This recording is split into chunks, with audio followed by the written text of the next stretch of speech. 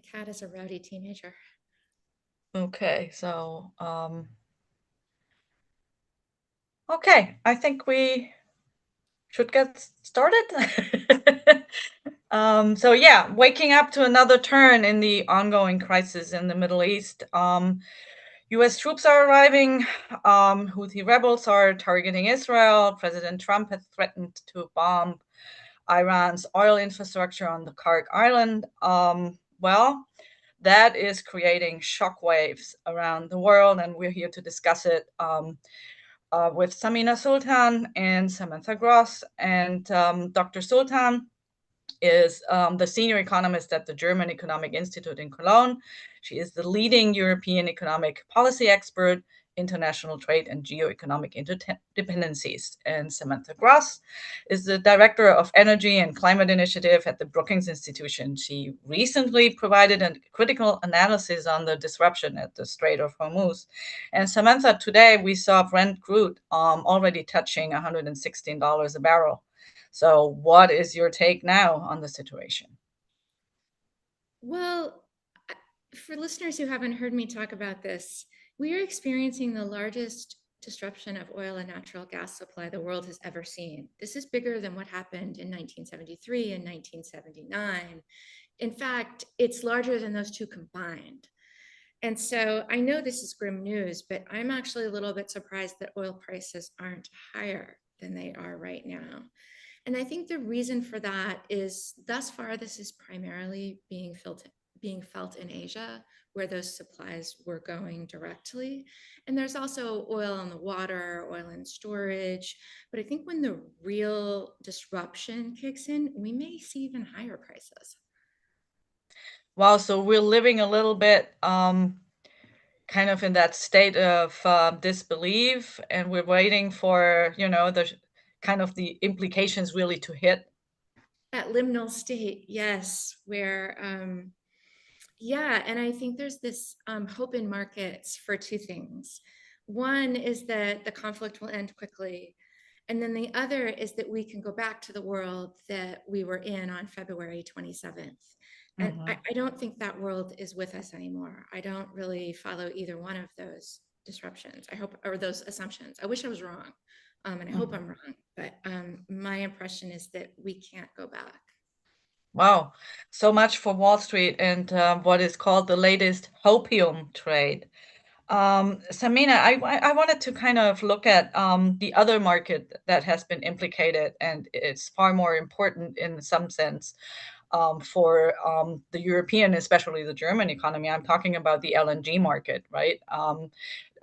Kind of oil has been always in the center of attention, and it is still very important for Germany as well. But LNG now, after the Ukraine war, has become a major source of energy for us in Europe. So, how bad is it? Yeah, I mean, I guess as most of, like, I think a quarter of LNG gas goes through the Strait of Hormuz, that is obviously also a difficult situation for Europe. But we get most of our LNG from the US and Norway, so it's hitting mostly Asian countries. But obviously, you already see ships being diverted away from Europe to Asia. So that obviously has an impact also on us in Europe if overall global demand rises for a smaller amount of LNG available. So I guess we also have several channels in which we are impacted by this war. Yeah, I mean, Samantha, I mean, there's this other policy question that I have. I mean, there have been discussions in Washington. At least it has been mentioned and it has been denied, but there were discussions about limiting exports, right? Limiting exports for oil, that is, but it could also be limiting exports for LNG to Europe or elsewhere because it's kicking up prices here in the US. Well, I will say that on the natural gas side, we are insulated from the crisis because we have ample supply in the United States. And actually, our LNG terminals are going full bore. They are exporting as fast as they possibly can. But there's sufficient gas production in the United States that we're still not feeling the global gas crisis. So there's absolutely no reason for us to limit LNG exports because we're simply not feeling it. We're export limited. There has been some talk about limiting oil exports. They're not looking at this for now. And honestly, it's a terrible idea. It does not help out the United States. Hey, I'm honest, to limit our oil exports. And the reason being is that back in the 1980s and 90s, a lot of refineries in the United States upgraded and installed units to process heavy sour crude. And there was a lot of money to be made because that crude was a lot cheaper than the higher grades of crude. But the thing is, they didn't anticipate that in the 2010s, the United States would have this boom of production in light sweet crude. And so actually what we do is we export crude that's light sweet and honestly high value and import less expensive crude that's actually a better fit for our refineries. So if we were to stop exporting crude and force those refineries to run crude they weren't designed for, we would have less fuel. So it's one of those things that sounds good on its surface, but it's actually a horrendous idea. That is also the reason why the U.S. is still a net exporter, but at the same time, the rise in prices is being felt here at the pump too, right?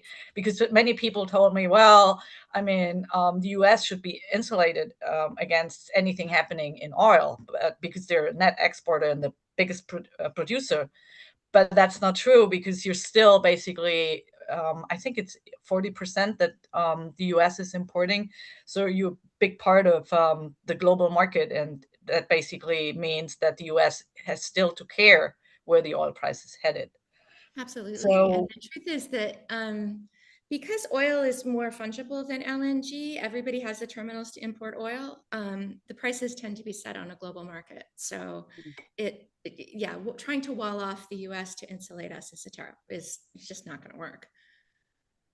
Samina, how dependent are we? I mean, for us, it's a double whammy, right? We have the LNG in Europe that we're dependent on, and we don't have much of our own oil to speak of, especially not continental Europe. So where are we in all of this right now? Yeah, I guess for Europe, given the background of our economic malaise, so to say, this is obviously a hard hit, especially for the German economy, which was hoping at least to come out of stagnation this year. But given the high oil prices and the high LNG prices and also fertilizer prices, this will obviously have an impact on inflation and on consumption and could stifle what we see in in small economic recovery. And could even lead to stagflation, which is obviously very hard for example, the ECB to tackle. So that is for Europe. I think it's a very difficult situation to deal with, and also it has an impact in terms of our transatlantic relationship, and so on several levels we are hit by this war. And we don't have much of an influence of how this war proceeds. Apparently not. And we already saw the latest reading, I think this morning, or kind of our time morning, of German inflation data, and it is already spiking already now. Yeah. And as Samantha pointed out, I mean, we might have ways to go. Some people here on Wall Street have been talking about $200 a barrel, which seemed kind of like almost a month ago, or more or less seemed like kind of the fantasy of some fracking CEO in the Permian. So how much of a relief, I mean, can strategic oil reserves give in this? And isn't it a little bit premature to basically release them now if we're really facing this crisis of that dimension that Samantha mentioned? Samina, you want to take this, and then Yeah, I Samantha? can. I mean, I guess Samantha is more more suited to answer that question. But my take would be, I mean, given what Samantha has said, and that we are running into the biggest disruption so far, I think it might have been a bit too early to move right now. It might be a good signal to say, okay, if things get worse, we are ready to do whatever it takes. In analogy to what Mario Draghi said during the financial crisis, but it might have been a bit too early to actually release. But I would be curious to see to hear what Samantha has to say about that. Yeah, I'm happy to jump in. The release, the coordinated release from the International Energy Agency countries was announced a couple weeks ago at 400 million barrels a day over about 2 months. And so if you were to release that, in a flat manner over those 2 months, that'd be about 7% of global oil supply. So it's a lot of oil. Right now, we are losing 11 or 12% of global oil supply. And so that it doesn't completely cover the supply. And I don't think it's too early. The announcement was made a couple of weeks ago, but the issue is it takes a while to get this stuff going and out into the market because it's not sort of released. We don't open a spigot and out it goes. It's sold. And so it takes a while to get those contracts set up and to get it out in the world. And so it doesn't happen right away when they're announced. A couple other things to say about that is that this isn't all we have. The collective IEA, the United States, China has huge oil reserves, which you might not think those matter. They're not part of the IEA, but on the other hand, oil in the market right now is oil on the market. If China is even just supplying itself, it means they're not pulling another oil. And so these are good things. The other thing I'll say is that this is what these reserves are for. This is the biggest disruption we've ever seen. And if there's anything that these reserves, which were designed and pulled together and the IEA started after the 1970s oil crises, this is it. This is the big one and what they were designed to do. And If not so, now, yeah. when then? Exactly. This is the day for the oil reserves. And if it goes on for too long, there won't be anything we can do. But I think it's important to get the announcement out, start to get contracts out in place, knowing that the oil doesn't fall right away. So there's other things that might be done now, or at least thought about. I mean, Fatih Barot, head of the International Energy Agency, has warned that in this crisis that we're confronting right now, maybe governments should already introduce energy austerity measures to basically maybe carpooling, or maybe kind of driving less in general, having this car-free Sunday that I slightly remember were done in the 1970s. Is that kind of overblown, or would you say that maybe governments should already kind of have measures like that in place, or think about it at least?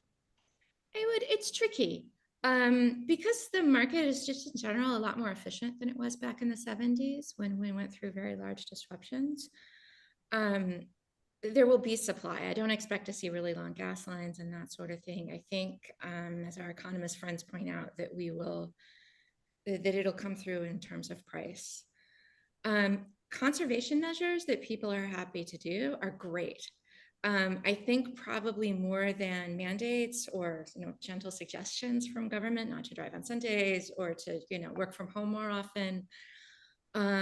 A lot, some people will follow that, and the rest of it will happen through price. And to the extent that people can conserve in ways that they're willing to, it might help keep prices in check a wee bit, and that's a good thing and good for the general economy. But I fear that most of the rationing will occur through price. And that's a real bummer because that always hurts the people with the lowest incomes the most, or people who have to drive a lot, especially here in the United States to get to work. Rural areas like where I grew up is quite rural, no such thing as public transportation. And a car-free Sunday means you can't go to church. Yeah, there's no alternative, so to speak. There's no other way unless you live really close. Yeah, anyone who has been in Wyoming. Rural Illinois is where I'm from.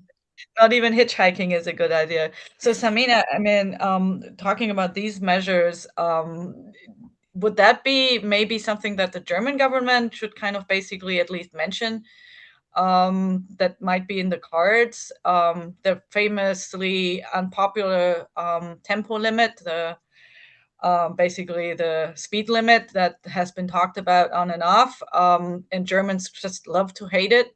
But maybe that is the time to basically have it shine. Well, as far as I'm informed, the German Minister for Traffic, he did promote things like working from home, car sharing, switching to the train. So he did promote that, but he didn't mention speed limits so far. So I guess that topic will be avoided as much as possible, given that this coalition is also doesn't like to set regulation. Instead, it sort of depends or likes to go more for incentive-based things. So I guess what Samantha said, the price signal is going to be the thing that works the most. And obviously also for Germans, even though we are a much smaller country than the US, there are parts where public transport is not available, and then those people will be the ones that are hardest hit. And there are also discussions, for example, of increasing the so-called Pendlerpauschale, which is something you give to people who travel to work by car, and to sort of increase that. But I guess it's important to remember that we also have fiscal constraints, and whatever we do should be targeted to those who really need it. Because we've seen during the Russian war of aggression, we also did some measures that were very costly and didn't benefit only those that really needed it. So I think we should keep that in mind, whatever we do. But you feel that something should be done, and we can't just kind of wait until we see oil at 200 or whatever. I mean, it means, from my perspective, you would need to have something in place before things get out of hand. I think there's a lot of discussion right now about inflation peaking or rising in Germany. So there is a wide discussion on gas prices rising, and there's dissatisfaction in the general public. So I guess the government is going to take some steps, and I guess as I said before, if it's targeted, I think that's fine. But again, we have to think about the fiscal implications. Mm-hmm. Samantha, if we look at the US, I mean, this is basically really, for me, very surprising that the government or the Trump administration has been starting this war, because affordability was already a big issue, and prices at the pump are like the speed limit in Germany. It's basically where people are really, really getting angry in a About it. hurry, right? So, do you feel that puts enough pressure maybe on the administration to actually find a solution in the foreseeable future, to basically put a lid on what's happening in the Middle East? Yeah, and as we get into this, I should point out that my opinions are mine, not those of my institution. To be really frank, I think Trump thought that this was going to be a lot easier than it has turned out to be. I'm not the only one I've heard say this. I think Trump wanted to do a Venezuela in Iran without fully understanding all the complexities there, and that this was infinitely more difficult than what happened in Venezuela. And so I think we're already there a lot longer than he had planned on being. And to be really frank, I don't think they had good contingencies for what would happen if Iran closed the Strait of Hormuz. And you don't have to close it militarily so much. You don't need a full blockade.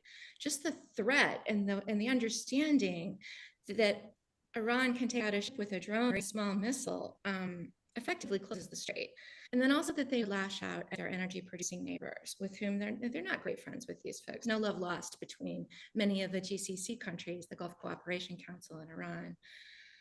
So I really think that the administration didn't adequately think this all the way through, which it pains me to say that, to be frank, as an American. But here we are. And so now we're stuck in this issue where it's, well, do you finish the job so we never have to do this again? Or do you get out now before it causes any more problems? And they're really in a pickle right now. The United States doesn't entirely get to decide when we end this war, because this is really asymmetric. We can have the strongest military in the world, but if Iran can wreak a lot of havoc, both in the Strait and on its neighbors, with a few missiles lobbed every once in a while, that's very difficult to fight against. And so, yes, I think this is a huge problem for the administration because affordability is a very big deal, and inflation hasn't backed off as much as they wanted. And this is incredibly inflationary, not just in fuel prices, but in terms of everything that fuel goes into or moves around, which is just about everything. So I think the administration is really in a pickle, and they'll still think they're trying to find their way through. Mhm.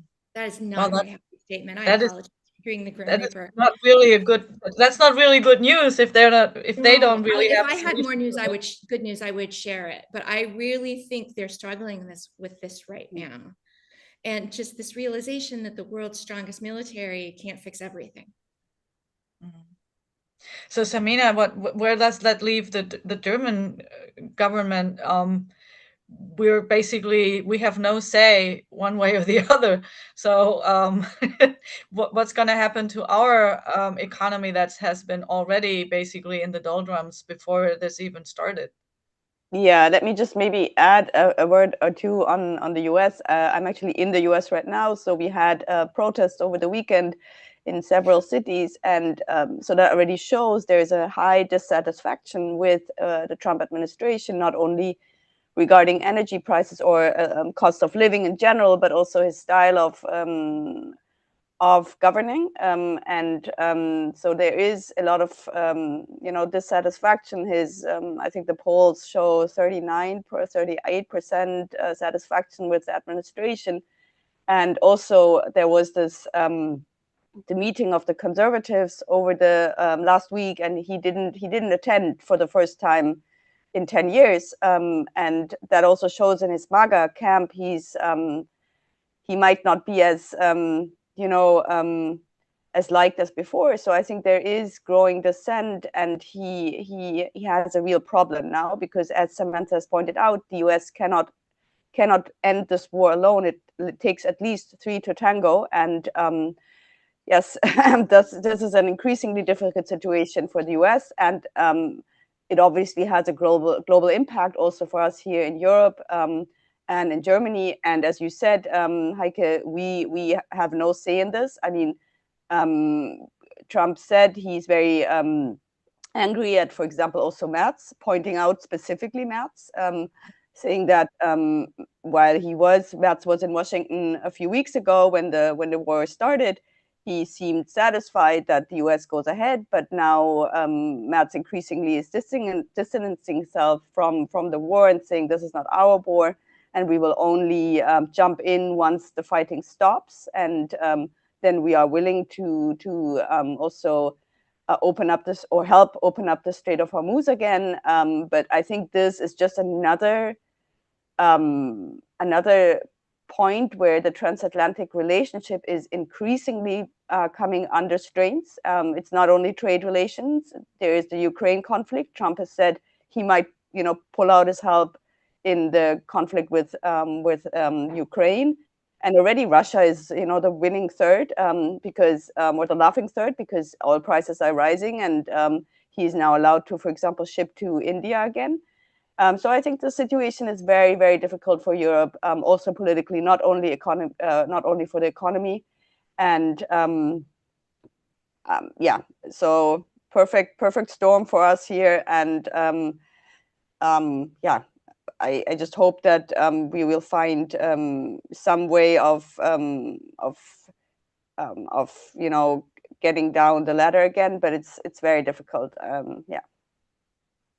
So, Samantha, I mean, you've been looking at the Strait of Hormuz, right? Which is the choke point and will be for the foreseeable future. If we look at, as Samina pointed out, that then eventually there will be a solution, and it will be a solution that will be negotiated. I mean, no war has ended without having people talk and finding an agreement of some sorts. Um, but even then, that doesn't mean that all is well, right? It doesn't mean that once they kind of get an agreement, that the tankers will kind of just happily navigate the strait and we're basically done. It that at least it seems to me. So could you point out a little bit what you're afraid of that this might mean for the future? Yeah, I can say a few things. When I was a baby energy analyst in Washington 20 odd years ago, I did a study of reactions of the world's strategic reserves to various shocks. And of course, we modeled the Strait of Hormuz. I mean, we modeled a relatively short disruption. So when anybody says, oh, we didn't think this was going to happen, it's, as a baby oil analyst, I did this 20 years ago. But what we've seen is we've always known that the strait is there. It's the entrance to the Arabian or Persian Gulf, depending on where you live. And there's one way in and one way out, and it's 22 miles across. And so we've always known that blocking that would be a real mess, but it's never been done before. Now we live in this world where we know that Iran has the ability and the willingness to block the strait. And there's always been this idea that they wouldn't do it, because they couldn't get their ships out either, and so it would be economically ruinous. But what they're doing is, rather than mining it and making sure nothing comes in and out, they're sort of lobbing missiles, they're having boats, and so they can do a lot with threats, and they can do a lot with sort of smaller weapons. So they're letting their own ships out. And so this isn't quite what we thought it was going to be, but now we understand what's possible. Yeah. And so So never maybe again. also the rise of drones, right? Yeah, those things Which can are fly, cheap to make. 1,500 to 1,000 kilometers Hmm. away. So, Hmm. I mean, you really have to have an agreement for the strait to be effectively open. The Hmm. mariners will want to go through it, and that insurers will insure those boats.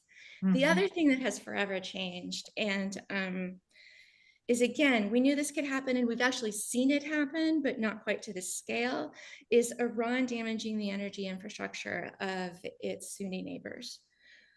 We've seen attacks in Saudi Arabia before, but we've not seen attacks at this scale. Hmm. 2 of the 14 liquefaction trains, they're called, at Ras Laffan for Qatar Energy, for LNG, are very damaged. Will take years to come back because it's like specialized equipment.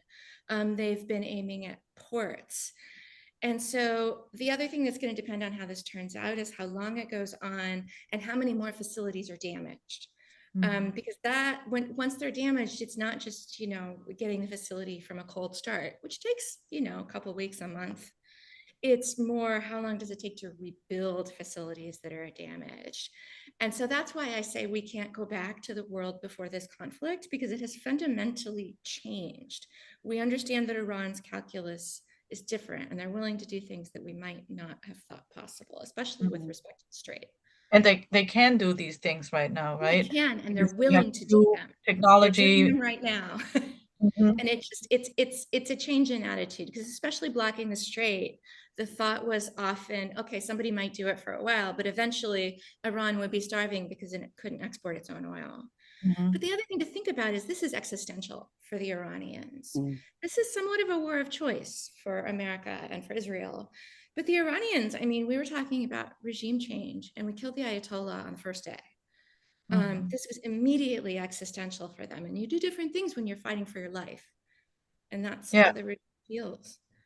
And it was different from Venezuela for certain. I mean, Oh, um, absolutely. Absolutely. And there was also a cooperative, willing successor, whereas that doesn't exist in Iran. Samina, you want to add to this, or? No, I fully agree. I think this is exactly the difference. I mean, it's a population of 90 million compared to Venezuela, which is quite small, and also, geographic distance. It's much more difficult. It's a population that is diverse, so you don't have one fraction. It's very complicated, and I think this is something the administration in the U.S. didn't fully take into their consideration when they started this war. They thought it was quick in, quick out, and obviously turns out to be totally different. And now there is no easy solution. And also, again, as I said before, there are now different players in this, and that have different interests, and that obviously makes the situation even more complicated. And now we have the Houthis, for example, jumping in and bombing. So, the situation is becoming increasingly difficult. I mean, it's interesting that now we have actors like Pakistan and India sort of trying to moderate and trying to use their connections to Iran and the Gulf states, as well as the US, to sort of find a solution, because they are also interested in finding a solution. They get most of their energy supplies from that region. So obviously they are much harder hit than we are in Europe. And let's see. I mean, this is the only path I see right now, that somehow we find a diplomatic solution or face-saving solution. But obviously, whatever this means for the Iranian population, I don't think it will be a regime change. I don't think this is possible right now. I can add a quick political point. My boss is an Iran expert, so I'm going to channel her for a second. I think the U.S. misjudged what happened in January with the widespread protests. I think we saw that and we thought that the regime was weakened, that there was an uprising against the government, people were in the streets, and that meant the regime was weaker, and this was maybe a ripe time to try to do something. I think that lesson was wrong, because what also was shown in January was a regime that's willing to kill its people on an industrial scale. And so I think we took it as this is a good time to go in, whereas the Iranian people are perhaps more cowed by their government than they were before, because we've seen that government's willingness to kill its own people on a great scale to maintain power. And so that, I mean, it's true that a lot of the Iranian people are unhappy, but they are recalculating their decision to go out into the streets. And it's also remarkable how, despite all of this, the Iranian economy is quite has proven quite resilient so far. I mean, prices haven't risen as much as they used to, and I guess Iran has for years sort of prepared for this, so it's actually in a more stable situation than we might have thought it would be. Like Russia a little bit after the Ukraine invasion and sanctions, everybody was expecting Russia and the Russian economy to collapse. But that hasn't been the case to this day. I mean, it might be weakened, might be hanging on, but it is hanging on. It's doing better, and it's doing even better now, because now they're basically able to sell the oil, because everybody kind of clamors to have any oil that's kind of available to go out to the market. I mean, the U.S., I think it was yesterday, already green-lighted the tanker that went from Russia to Cuba, which they initially said that they would blockade, but now it's allowed, as far as I know, it's allowed to actually go to Cuba and relieve their energy. Can I add a quick note on a sort of Iranian and Russian oil sanctions? And that is, I think the US has done something a little bit crazy.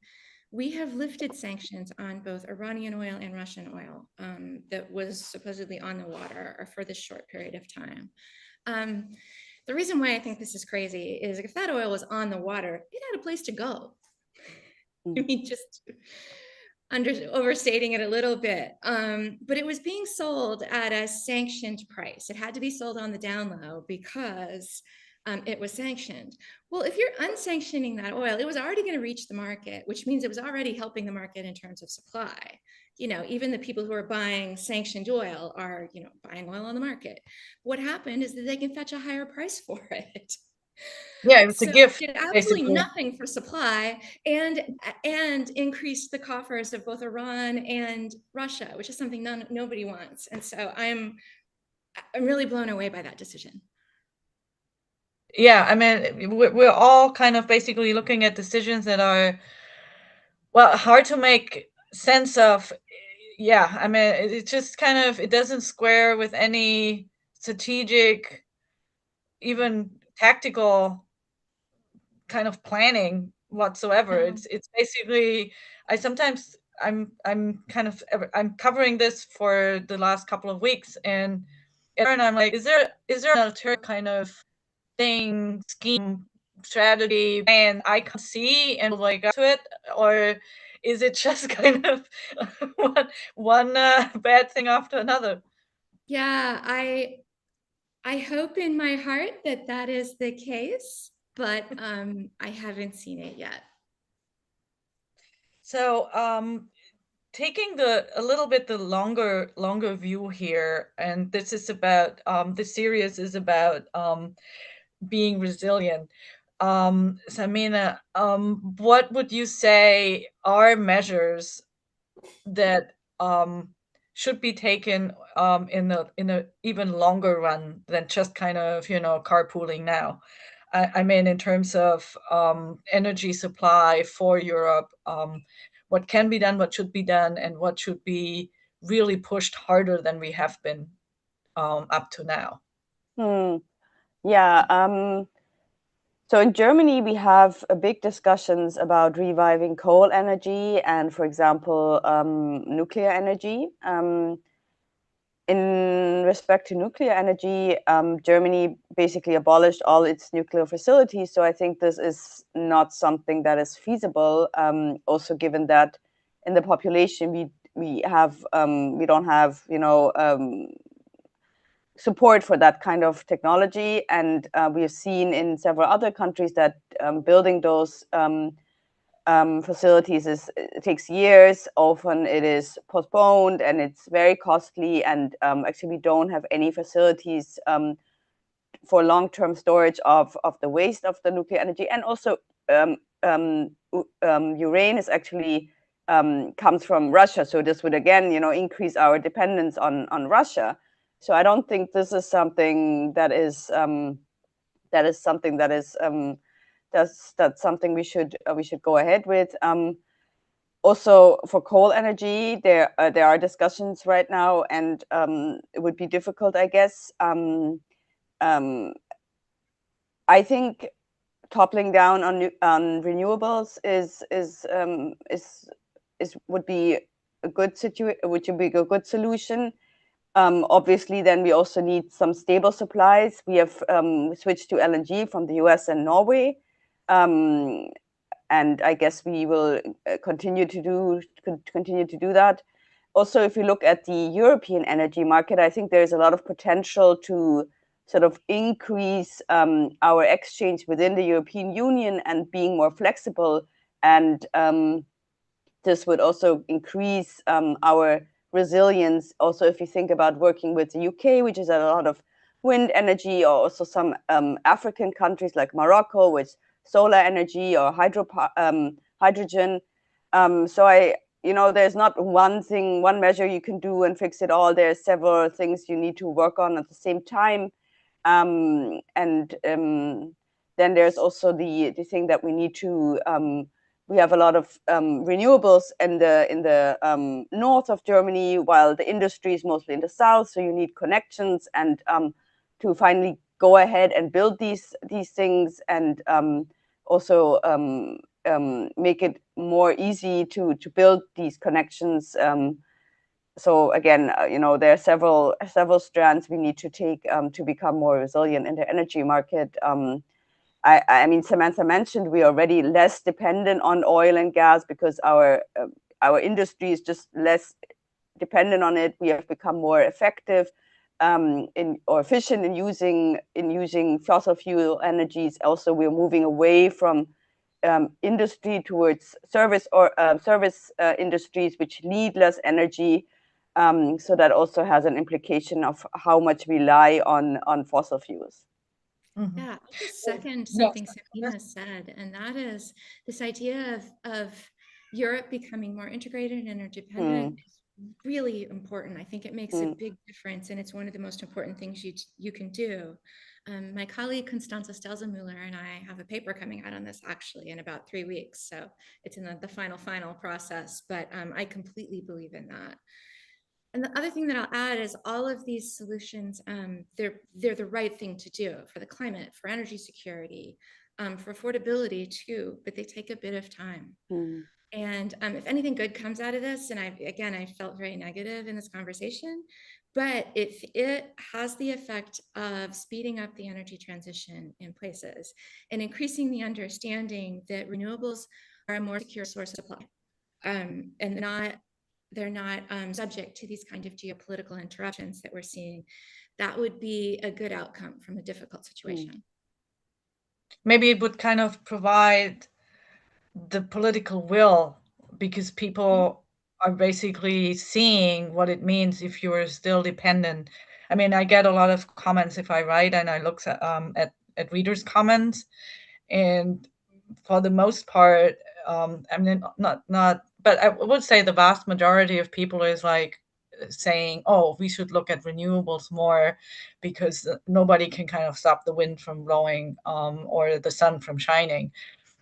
So, I mean, that might be a little bit naive, but at least it shows that people are willing to kind of consider this as not only as a climate kind of thing, but also, oh, wow, okay, maybe this is for my economic well-being really the right way to go. And like Samina pointed out, I mean, it might be also a push to basically integrate Europe's energy infrastructure. I mean, that's still very much lacking, right?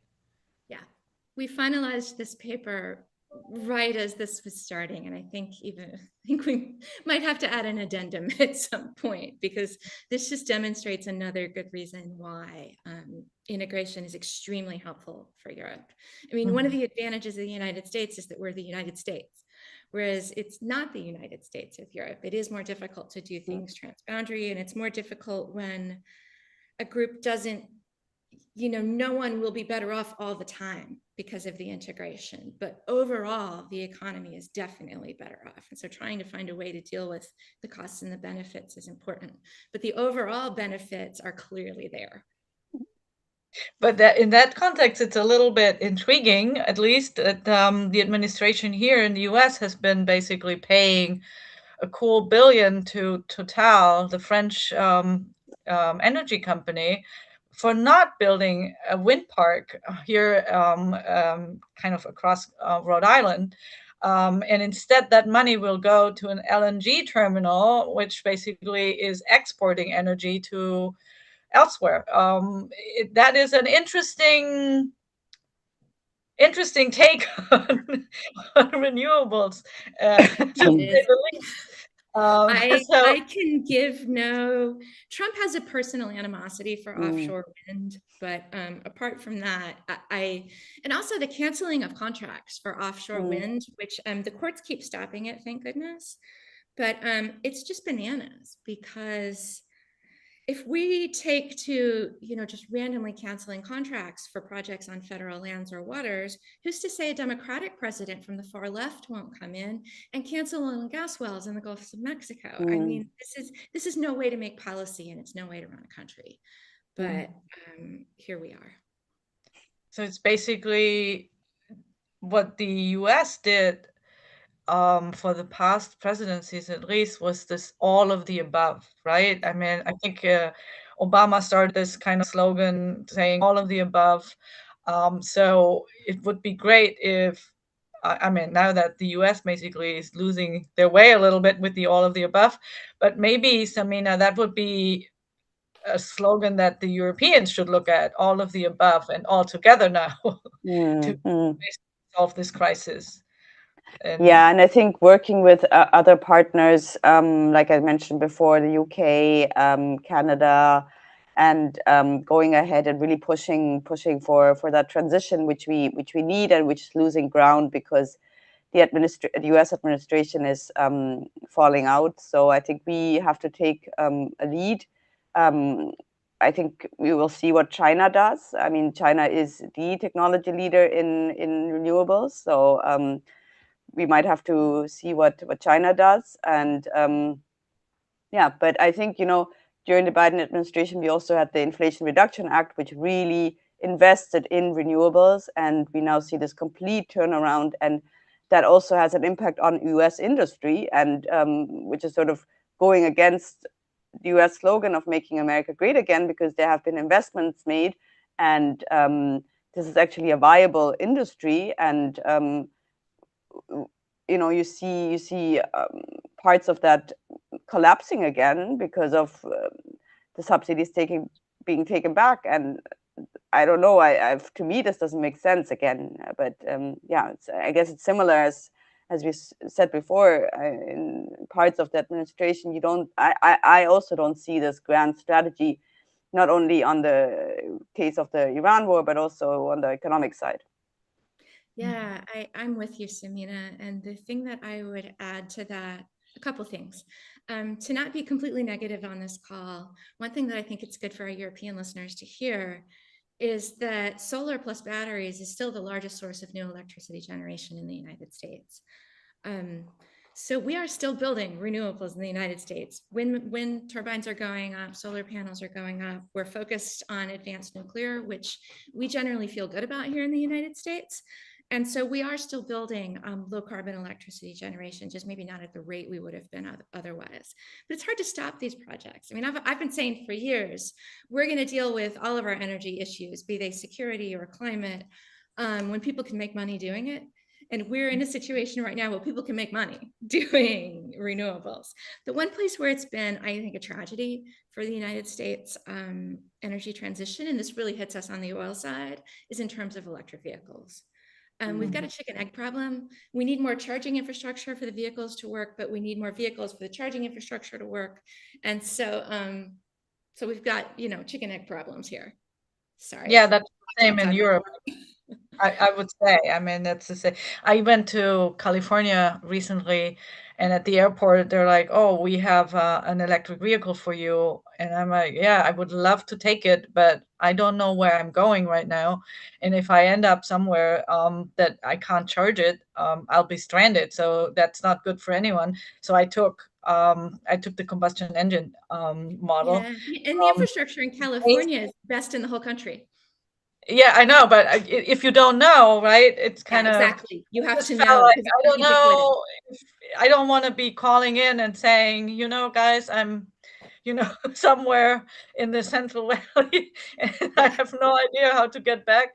In Europe, there is this kind of range anxiety that's basically preventing people from going into this, but maybe if it's a chicken and egg, but then if we have a chicken and egg problem, usually what breaks the egg or makes it the omelet, well, mixed metaphors here, but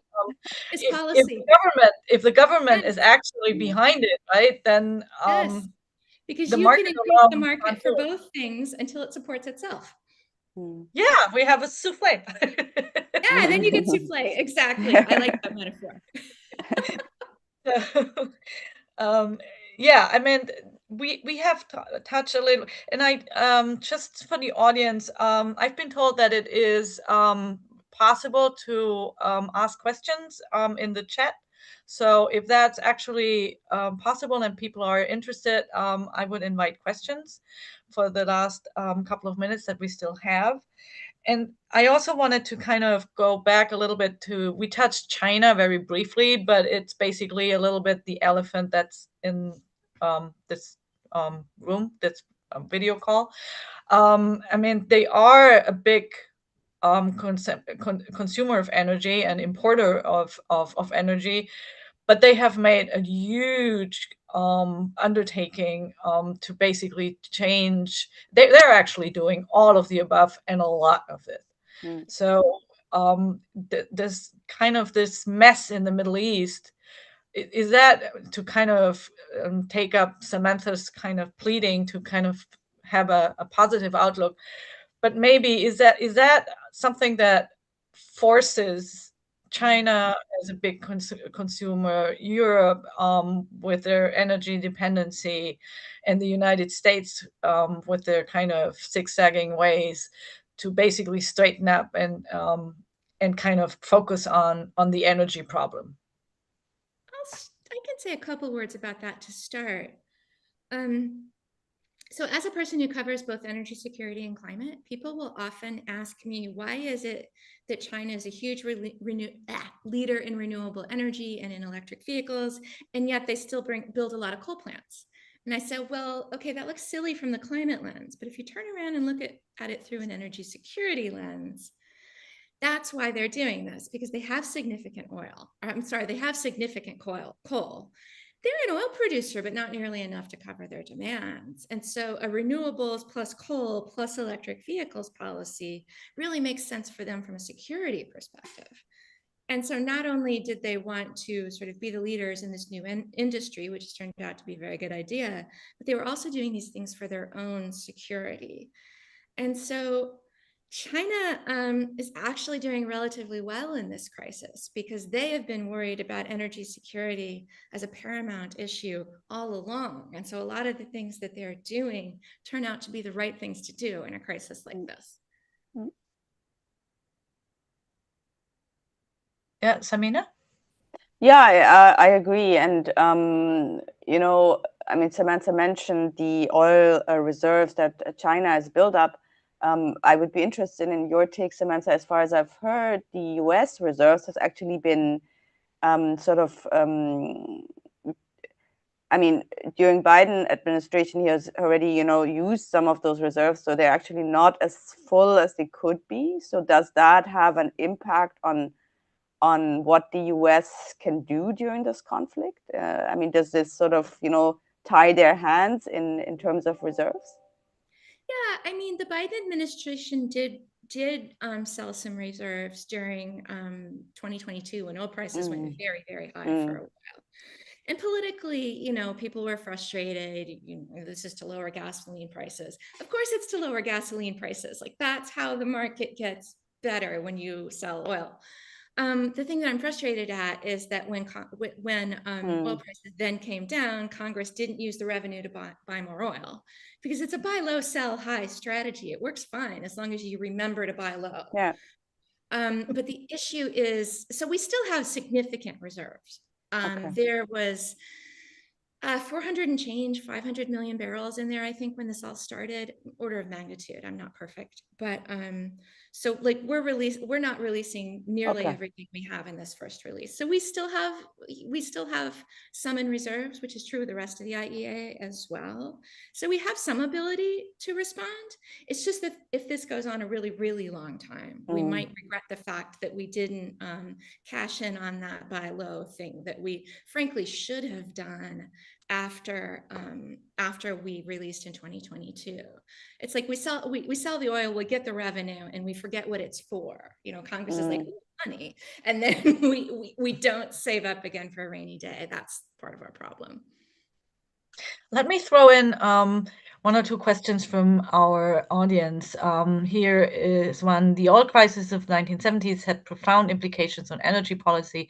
What will be the longer term impact of the current crisis, including for the energy mix? I think we touched on that a little bit. If you would add anything, but I think we basically covered that.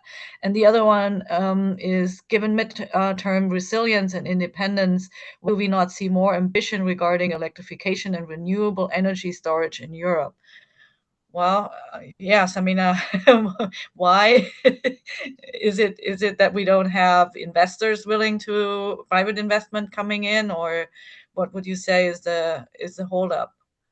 Or is there a holdup?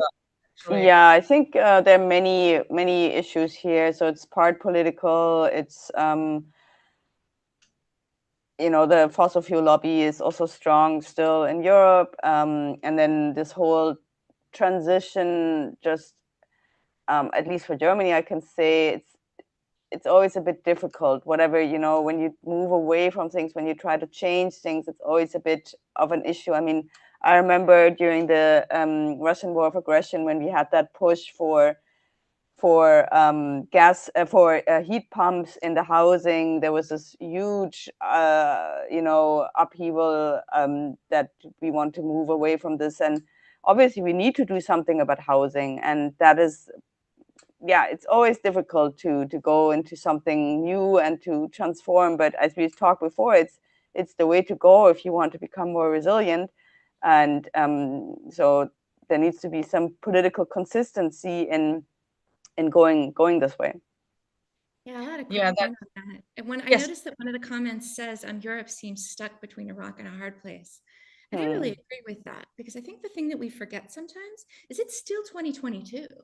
The gas that used to come into Europe from Russia via pipeline is still offline. It's not reaching markets, it doesn't have anywhere to go, and it's shut in, which is good if you're trying to reduce Russian revenue. That's not a complaint. But it does mean that Europe is paying structurally higher gas prices if it's relying more on LNG, and that's just a fact. And so then you add on this other disruption that's increasing the price of LNG, and they're just in a really difficult place. And again, the only bright side is that it changes the economics a little of other solutions. Certainly renewables plus storage, perhaps in some places and not others for nuclear, for things like geothermal and places where that works out. And so it kind of rearranges the economics of things in a way that might push Europe on a greater path towards renewables, where it's not viewed as like the expensive option that's being shoved down people's throats, but as the way to avoid the high price of fossil fuels that Europe, because it doesn't have a lot of domestic production, is kind of stuck with. So that's a sunnier note. So yeah.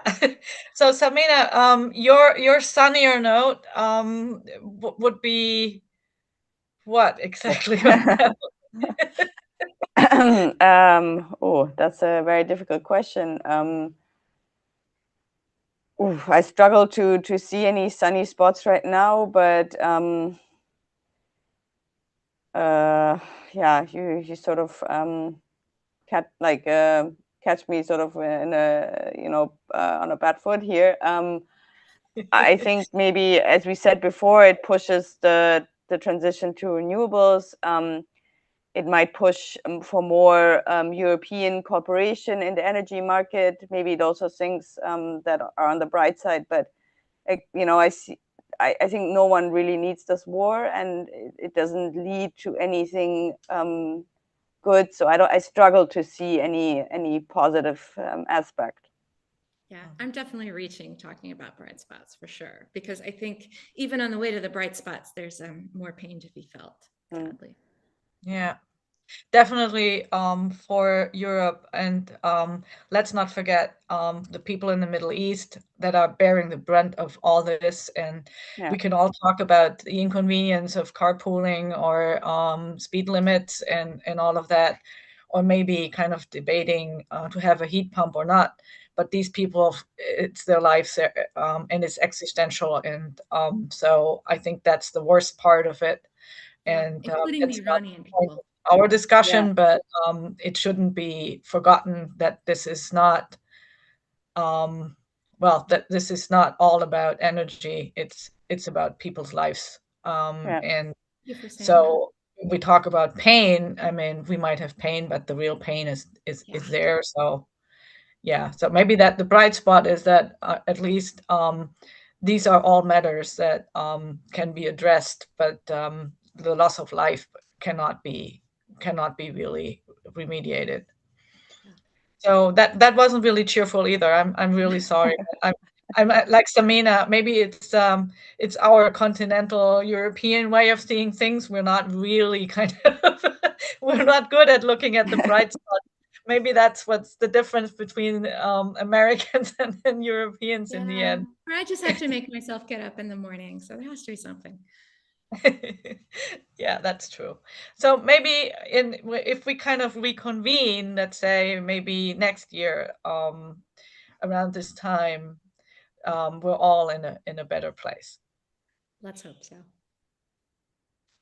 Thank you so much, and thanks for everybody joining in this meeting today.